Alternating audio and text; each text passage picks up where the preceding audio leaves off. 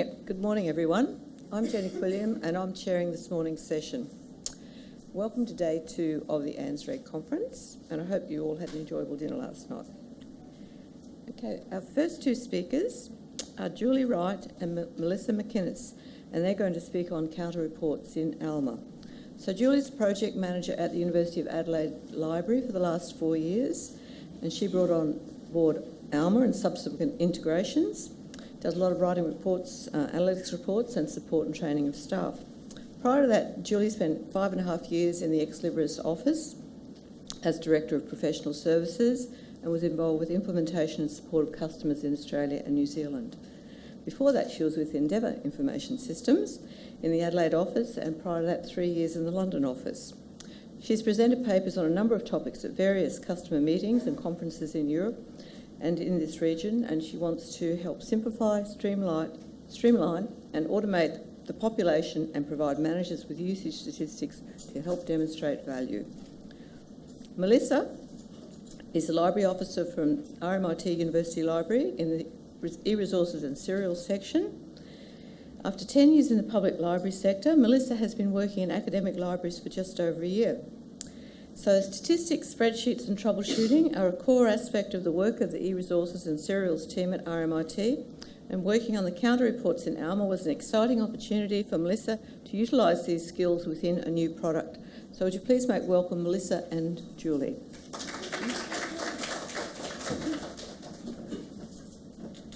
Thanks, Jenny. All right. Okay, so let's get organised. Okay, so first of all, an agenda. We're going to talk about why we want to load counter reports. And before I go any further than that, I just want to make sure that everybody in the room knows what counter reports are. So a quick show of hands if you know what counter reports are. Excellent. Looks like most people do. So I will just, for the benefit of those who don't, they're actually it's a standard to capture usage statistics for electronic resources that various vendors, publishers can provide to us so that we can analyse the usage of our electronic resources. So that's what counter reports are. We're then going to go on to a little bit about the background, the Alma preparation and process for those who haven't started anything yet. Melissa will do an online demo, fingers crossed. And then we'll talk a little bit about troubleshooting and the analytics reports and what the future might hold, and hopefully a little bit of time for questions at the end. So why do we want to load counter reports in Alma? There are a number of reasons. I think in the past a lot of people have just been gathering these reports. You can get them online from the vendors and publishers as CSV or XML files, and then manually looking and eyeballing these reports, which takes a lot of time. So to be able to load them into Alma and analyse them in this way through analytics reports saves staff time downloading and collating the data. It provides timely access to the usage statistics.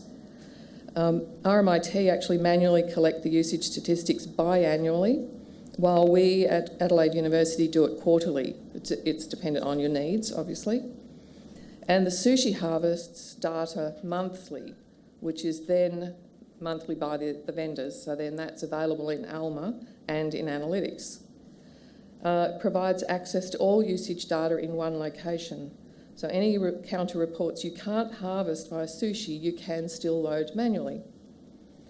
You can easily run usage and cost per use reports in analytics, and I'll talk more about those later. So there's no need to add cost information like you did in UStat, which was the other Ex Libris product that some people were using. And the information that you then gather and pull together can be used in reports that can be provided to management for decision making regarding subscription renewals and that type of thing.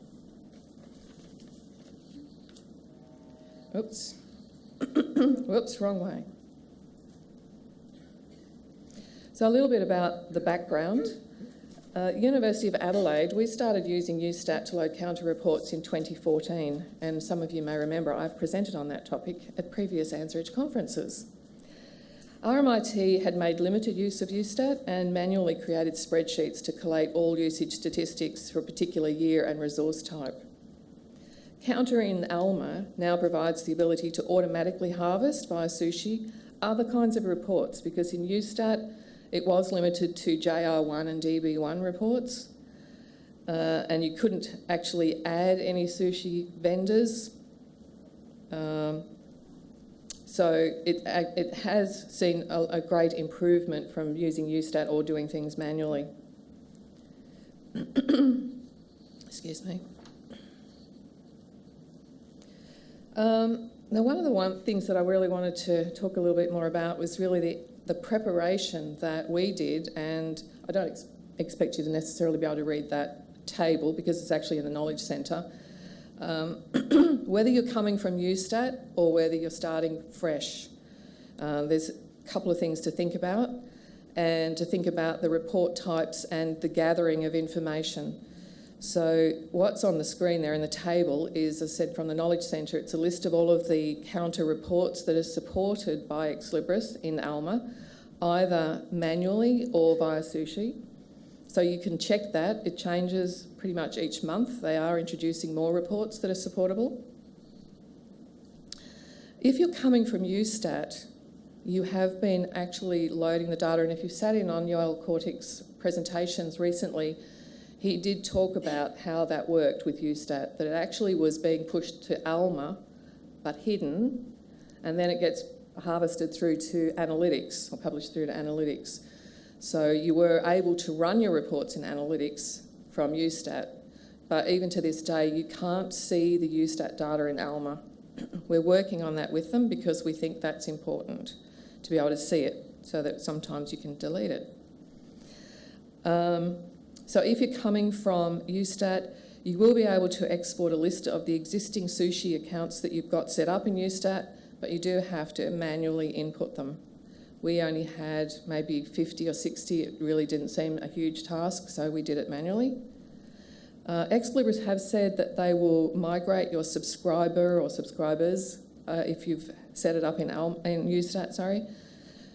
I'm not sure because we did this last September and they did set it up for us, so I'm hoping that that's still the case. But usually you only have one subscriber, so it's no big dramas to go in and set up one record. If you're starting new, you will need to configure the subscribers on the subscribers code table, which is under the acquisitions configuration. Subscribers are used to maintain multiple accounts with a vendor. So for an institution, subscribers can be used to separate the usage data by campus or library when the vendor can distinguish access to the resources by the IP addresses of each entity. Alma requires you to define at least one subscriber. And from what I've heard from Ex Libris, most customers will only have one subscriber, but there will be some exceptions. So subscriber information is usually provided by or agreed upon with the vendor. You'll need to assess the available report types and gather Sushi account information manually. So with regard to the report types and gathering of information, the table, as I said, that's as of May release.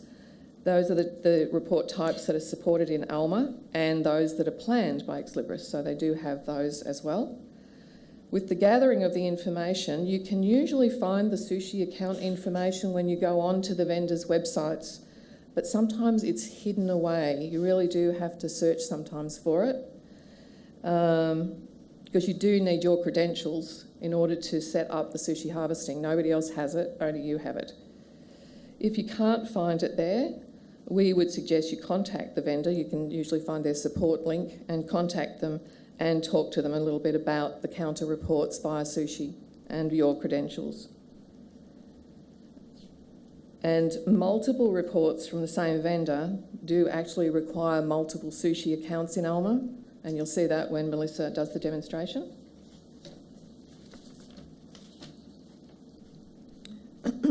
What we did at University of Adelaide and also RMIT is to maintain a master spreadsheet. We already had something because the staff were gathering all of these reports manually. They already had a spreadsheet with the URL and the login information to get onto the vendor website. So we just tacked on this section over to the right of the spreadsheet that's got a list of, this section on the screen shows you the Sushi Then there's a section for manual, and it's the same sort of report types, and we've highlighted it in different colours to show which are planned, which are actually there now and usable. But it allows us to track what has been set up in Alma, which vendors, which report types, and what data needs to be loaded manually still on a quarterly or biannual basis, or whatever you decide. So both of us have also, it informs us of the statistics. So basically, of 52 vendors we use at the University of Adelaide, have now got set up 254 sushi reports. Some have problems, and 50 reports we still need to load manually. And that's been a huge improvement since last September, October, when we first started using Alma for this. So one of the biggest decisions that you will have to make when you start to set this up is which vendors do you use for the sushi accounts and for the loading of the manual data, and also whether you do actually want to upload manual data or just rely on the sushi harvesting. This is still not clear. When we talk to Ex Libris, they have got some notes in their online help, but they do say it's actually independent of Alma. Even though now you have to set this up under a vendor or multiple vendors, it's more of an institutional decision as to how you do it, and there are pros and cons with the different ways that you do it. Because when you actually look at the data, it doesn't actually use the vendor to pull together the analytics reports. It's using what's in the counter reports to provide the analytics reports. And even the link to the purchase order lines is not based on the vendor. You've got the sushi and the counter reports under. So RMIT have set it up on the vendor that the interface is attached to, not necessarily the vendor the purchase order line is attached to. The pro there is that it's an easier transition. If the vendor you purchase from changes, you won't need to move the sushi account. But the con is it's harder to track which purchase order line links to which data usage. At the University of Adelaide, we've set up the sushi accounts on vendors where the purchase has been made. So many of ours are underneath the subscription agents. So we've got a lot under EBSCO, for instance. You could also, as another alternative, you could actually create one dummy vendor record and have everything under that. But it's the pro is that it's all together, but the con is that it's harder to manage. You've got this great long list of all the sushi accounts and all of the files that have been uploaded, etc. And the other decision is to whether you want to manually upload reports to Alma or not. So this includes reports not available via Sushi, as well as any historical reports, because Alma will only harvest the last 12 months from when you actually get the sushi set up and working. So just bear that in mind. So if you want to have more than the last 12 months, you have to manually upload it. RMIT have been loading historical data for sushi accounts in Alma for ease of comparison, and they haven't manually uploaded reports. They can't harvest via Sushi, but they are commencing biannual loads in the future. The University of Adelaide, we've been loading data, as I said earlier, into UStat since 2014 for JR1 and DB1 reports, and we started in 2016 with BR1 and BR2 reports, which were supported then. And we do everything via Sushi where possible. So we have been lately researching a lot of these ones we're doing manually to see if the vendor now can do it via Sushi or they've got plans to do it via Sushi. Otherwise, we do manually upload the counter reports. And there's still a few vendors who don't even provide them as counter reports, so you will have to still contend with that issue. So, yes, we don't do much via manually now. With regards to troubleshooting, there are various reasons why a sushi harvest or a manual load of a file won't work. There are connection issues where maybe the incorrect URL or the credentials, you may have typed it in incorrectly or the vendor may have given the wrong thing. There are harvesting issues, so something's missing in the report. We had an issue where the publisher, the counter report didn't provide the publisher, and Ex Libris have now changed that. So if there's no publisher in the report, they're putting in unknown publisher. That has its own issues as well, because if then they actually do include the publisher. How are you pulling these reports together? Because you have to search in analytics for platform. You can't search for publisher. You won't get everything for that particular area. In Alma also, one of the nice things is you can test the connection. So you can see straight away whether the connection itself is working, or you can test the connection with a response which generates an XML request and a response for analysis. So you can have a look at the XML to see what's going to the vendor and what you're getting back. And in Alma, you can also look at a missing data table, although I think Melissa will be showing you that. There's still gaps in that, and it's not that easy to use, but... and there are still some known issues, which we'll talk about a little bit later on. So I'm now going to hand over to Melissa for the next section. Okay, I'm probably going to run through this pretty quickly just for time. So if you have any questions, just note them down, and if we've got time, we'll get to them at the end, or you can email us. We've got our emails on the end as well. So in Alma, there's 3 sections of managing sushi accounts. There's the accounts, there's the harvesting, and there's the manual uploads. Where's my mouse? Let's skip through to Alma here.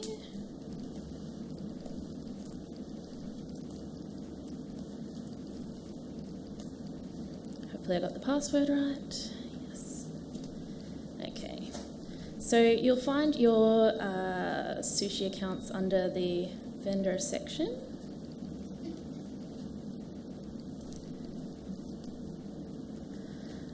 And you'll see they've got that sushi vendor type in there, so you can filter by that if you want.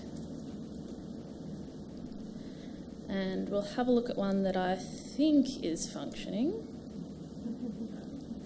Your sushi data sits on this usage data tab here. And as you can see, we've got an account set up for each report type that we've got from that vendor. If you want to add a brand new one, you just hit this add button and you can enter all the data there. If you start typing in a vendor, if it's in Alma already, it will pop up here. You can select that. That will input the vendor URL for you. If it's not there, that's fine. Keep typing whatever you want to call it. You just have to input that vendor URL manually. It's not a problem. And then there's all that other information that we mentioned you get from your admin account with the vendor. It's not necessarily all needed. Usually just requester ID and customer ID are the main things, but whatever the vendor has there, just pop that in. One of the things we have had Ex Libris add for us is this duplicate option. Massively helpful when you're adding 4 vendor accounts, 5 vendor accounts to one vendor. Instead of having to input it all again, just hit duplicate. All you have to change is that report type. So once you've set that up, I'll skip ahead on what I'm looking at. You can test your connection. Just hit that button, it'll test. Hopefully you'll get a little blue successful connection thing pop up the top. Can be a little slow. If it's not successful, you'll get a red error message. Usually either way I would still do a test connection with response just to see what the XML file that comes back looks like. I've got some saved here just to show you. So if you get a successful one, you'll get this. Open up, come on. There we go. It'll show you the what it's sent out to the vendor in XML and what's come back from the vendor in XML. If it's successful, it should look something like this, which is kind of scary to look at. But you'll just see it starts going down the screen here. You start seeing ISBNs, ISSNs, usage numbers. That's great. Call that successful. If it's unsuccessful, the XML file will probably actually help you with your troubleshooting. You'll see something like report not supported or username like something like you can't access with this username, so you might know that your details are wrong, you need to check those.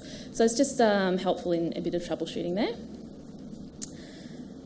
If everything's good, you can hit save. Either way you can hit save really, but you can set it to inactive if it's not working at the moment, and then you can do your troubleshooting. If you hit this harvest now, that will harvest your previous 12 months. You can only harvest one account at a time at the moment, so you can't just run through all 4 accounts there and harvest now. You have to wait till each one finishes. But hopefully Ex Libris are looking at a way to resolve that, whether it's running the reports in the background or just even a message to let you know you're already running one, you can't run another one yet.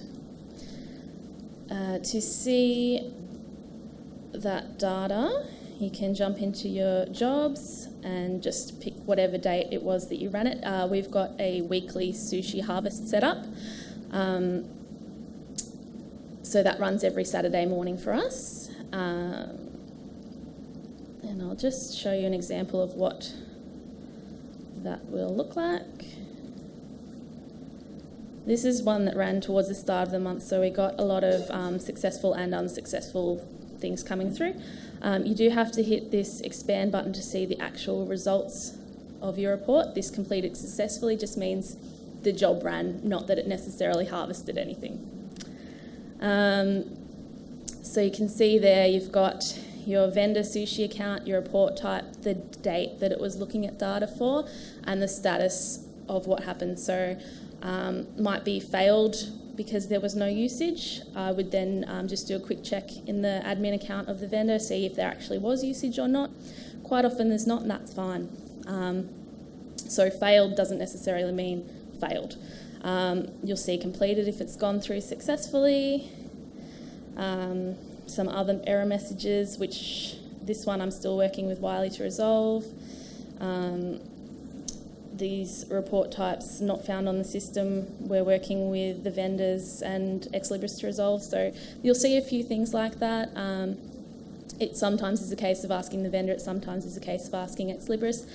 We have got an online sushi tester that there'll be a link in the slides that we give to ANZREG to put up just to do some testing to see if it might be on the vendor end or Ex Libris end. I will show you the other area where you can see your sushi account information. So you can see it in your vendors. You can also see it in this load usage data area.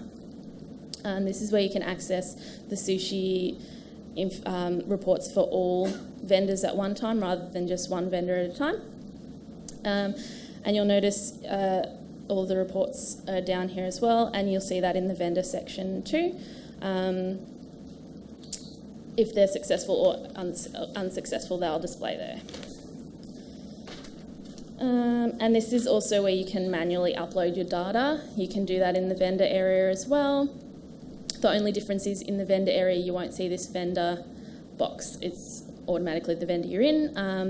It's as simple as, let me just check who I'm using for a test.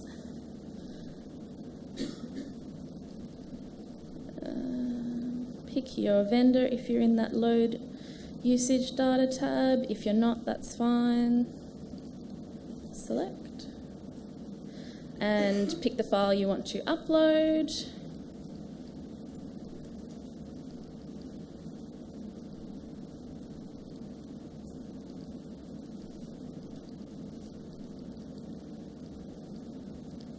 And hit upload.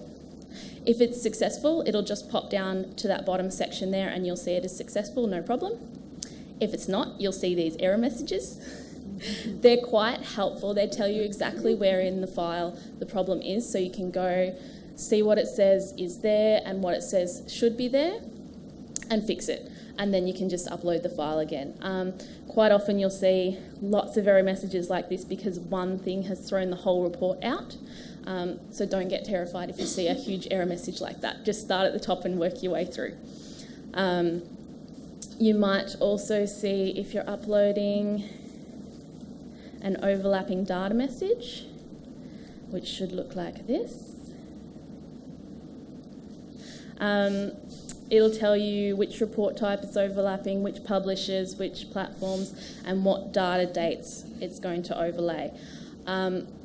You can confirm and overlay it. It will delete the existing data and replace it with the data in your file. You can also just cancel, do a double check if you're uploading something you shouldn't be, and either not upload it or jump back in and upload it if you know it's fine. Reports can be uploaded in Excel format, CSV, text format or TSV.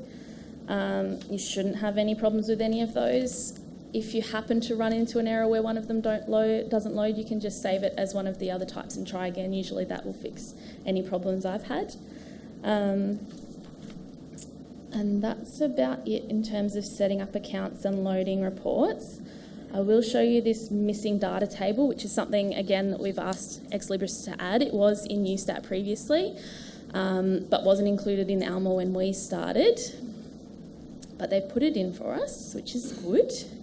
As Julie mentioned, it does need a little bit of work still. It is slow to open. It will display 1 year at a time. One issue I have found with it is that if you haven't loaded any data for that vendor for that year, it doesn't display it all, so it won't alert you to that. Only if you've got 1 month and then not another month, it will tell you that. So you'll see these green ticks are when data's come through, the red alerts are when data hasn't. Again, it would be good if it didn't give you that for a time that hasn't happened yet. But that's the way it is at the moment. But as you can see, for example, this particular report for this vendor, for some reason we don't have January's data in there. So that's something that I need to go and investigate and see why that hasn't happened. It could also be a case of there was no data for that month and it still gives you the same alert. Again, it would be nice if it gave you a different alert, but at the moment, that's the way it is. I think that's everything for the demonstration. Yep.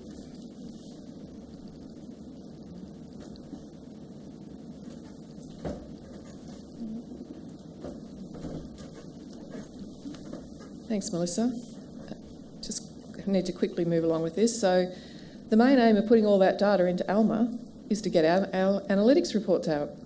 So the usage reports is one area in analytics, and from my investigation, it is exactly what's coming from the vendors or providers. So that's fairly useful, and it can show trends, and you can review the most or least frequently used. One of the issues you'll see there on that screen on the left is if you do select the publishers, sometimes you get sort of this strange looking data. That's exactly what's in the spreadsheet or coming from the vendor. There is a way, I believe, in analytics that you can translate that into what it should be, but I haven't sort of got there yet. And also on the right-hand side, there's a little screen capture. You have to know what's coming from the vendors as well for the publisher or platform in this case. If they're lowercase, they're at the bottom of the list. So Nature and Palgrave Journals are at the bottom, so if you're looking through, you can't find it, just keep scrolling down. So you can get these types of usage reports. That's just a snapshot.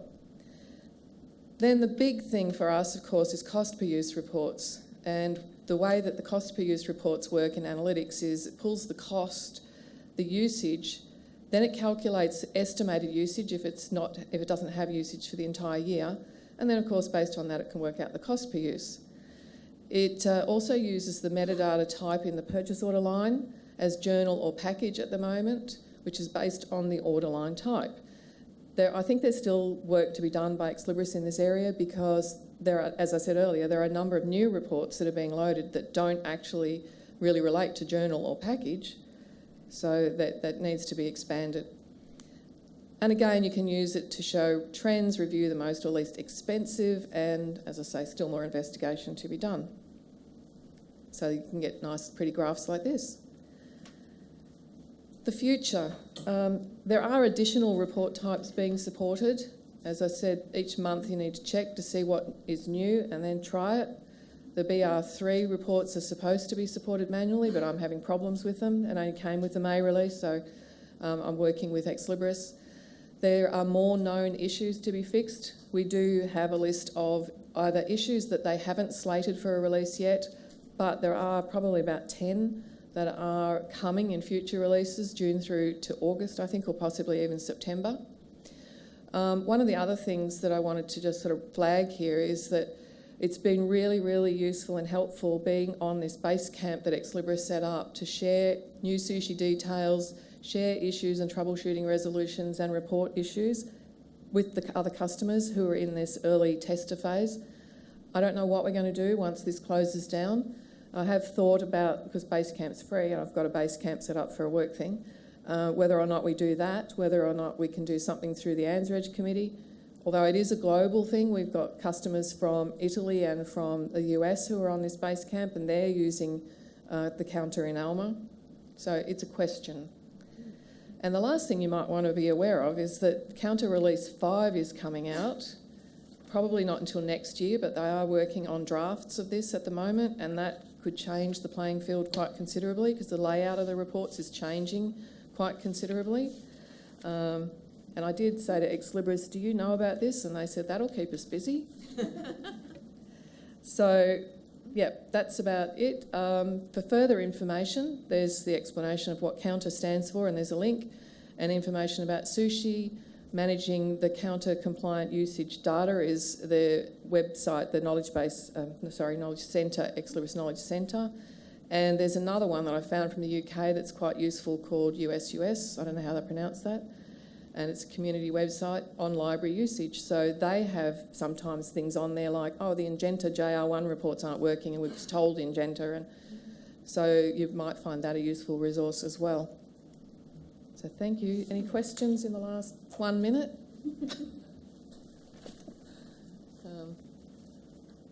Do we have a microphone? Sorry, there's one over there. Rachel, is it?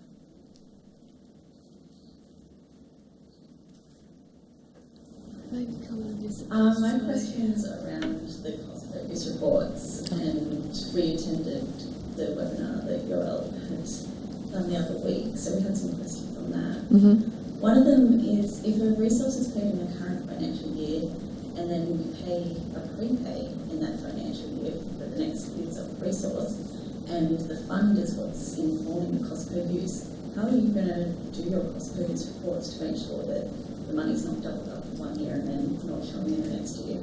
As long as the fund is linked to the right fiscal year, so our prepay accounts are actually linked to the following year, it will actually go in. That part of it actually works really well when it tries to get the cost per use information, the cost information, sorry. It does actually go to the purchase order line through to the invoice for that fiscal year, picks up the, for us, AUD amount, so the base currency from the fund. So it does do that part right. One of the things that it doesn't do is if you don't pay for it in a calendar year, so it's not a calendar year subscription, and I have raised that with Ex Libris, but they don't seem to want to fix that or resolve that. We don't have many, so I'm not sure about other people, but that's one of the issues that we do have. Sorry, Julie, just to follow on, you talk about fiscal year, like the next year. Do you use accrual accounting to manage those 2 years? No, we don't.